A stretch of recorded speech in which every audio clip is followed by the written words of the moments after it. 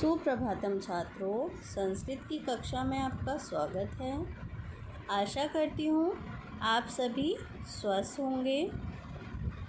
बच्चों, आज हम संस्कृत की कक्षा में पाठ 6 पढ़ेंगे।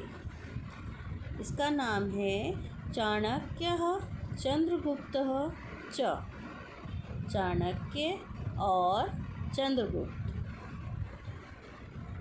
इस पाठ के अंतर्गत हम कत तथा कत्वतु प्रत्यय के शब्द आते हुए देखेंगे। चलिए देखते हैं। तक्षशिलायाम एकः ब्राह्मणः आसीत्। तक्षशिला में एक ब्राह्मण था। तस्य नाम चाणक्यः कौटिल्यः आसीत्। उसका नाम चाणक्य कौटिल्य था।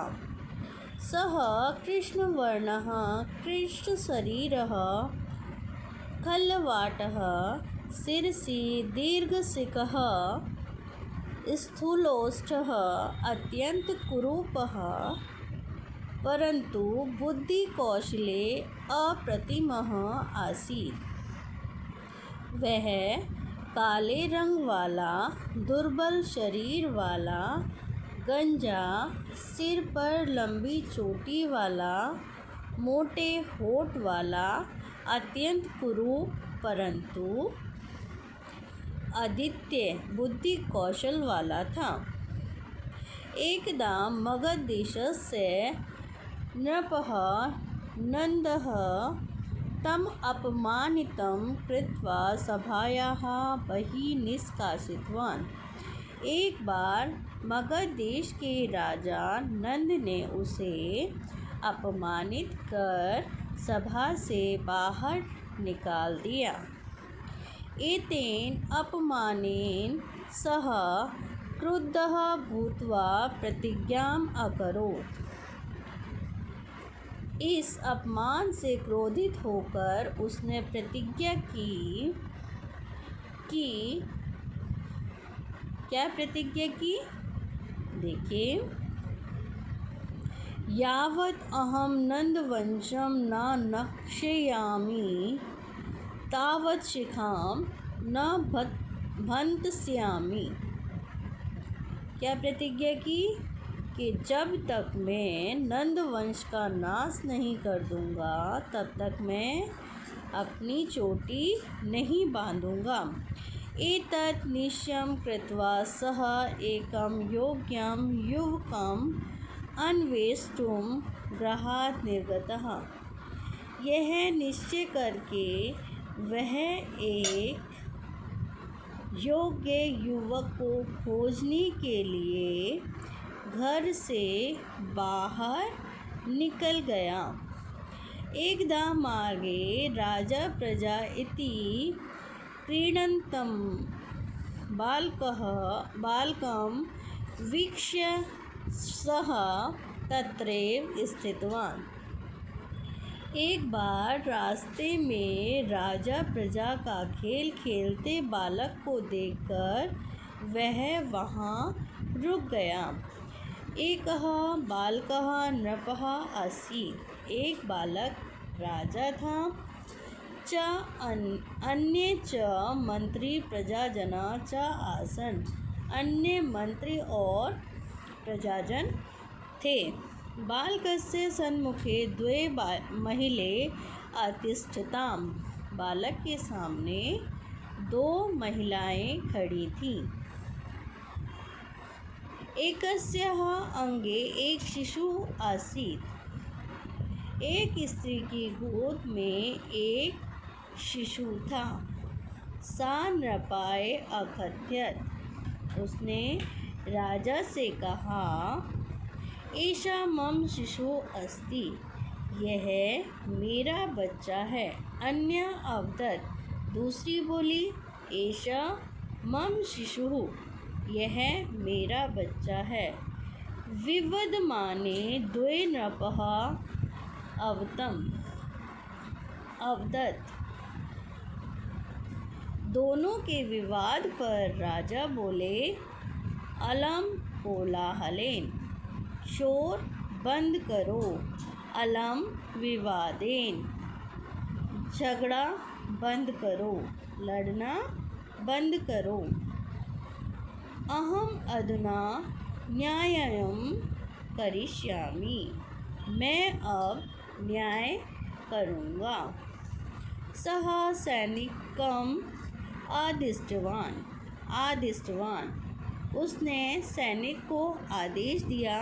शिशोः द्वे खण्डे कृत्वा अर्धम् अर्धं ताभ्यां यच्छ, बच्चे के 2 टुकड़े करके आधा आधा दोनों को दे दो।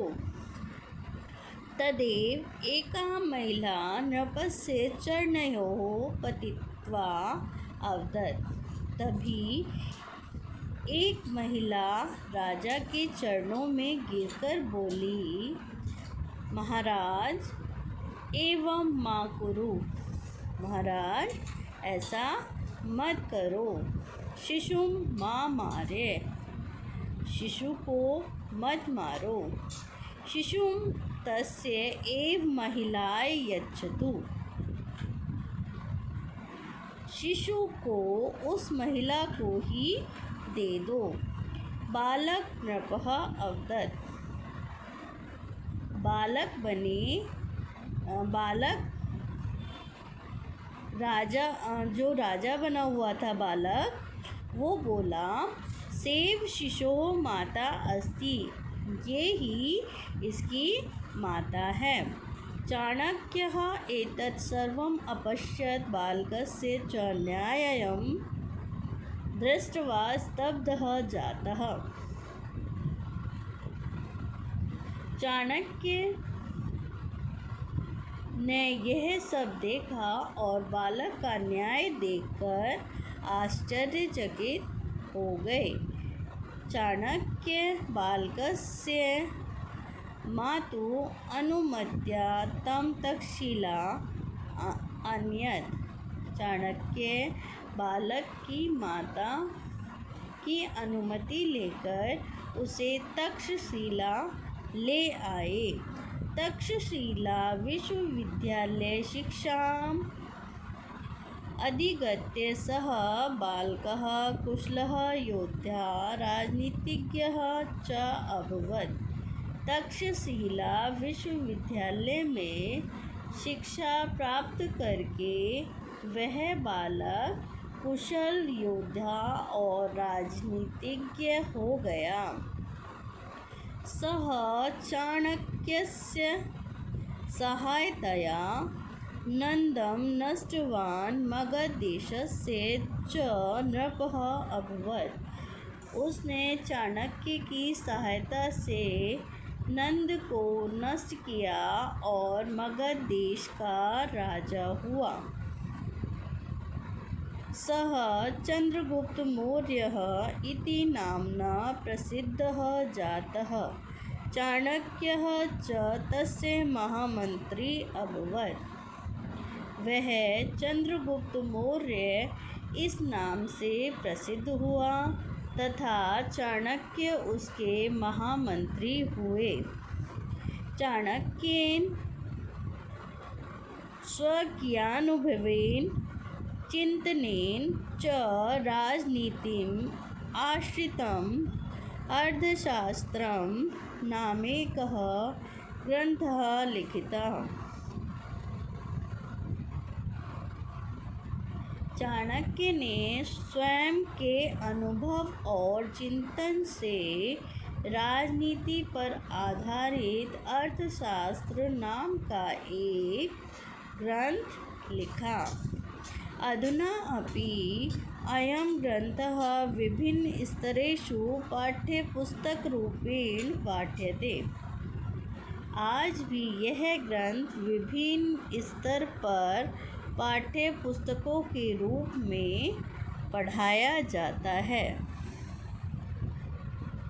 आशा करती हूँ आप सभी को यह पाठ समझ आ गया होगा। धन्यवाद।